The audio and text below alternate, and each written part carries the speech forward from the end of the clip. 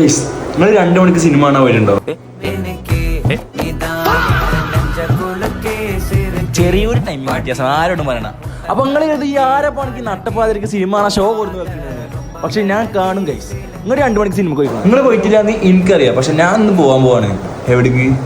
വേറെ എടുക്കല്ല, വീടിന്റെ അടിക്ക് തന്നെ. TV കാണാനും വേറെ അങ്ങോട്ടല്ല. അല്ലാതെ നിങ്ങളെ ഞാൻ തിയേറ്ററിൽ ഇതൊക്കെ എൻ്റെ ഒരു നമ്പർ അല്ലേ, നിങ്ങളെ വിശ്വസിക്കാൻ പാടുമോ? നമ്മൾ കാണാൻ പോകുന്ന സിനിമ യൂത്താണ്ടോ അടിപൊളിയാണെന്നൊക്കെ കേൾക്കണം.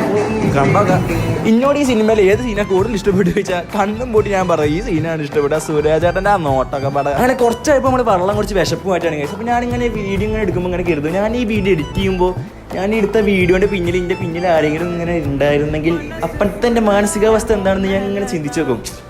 Such a psycho mind guys.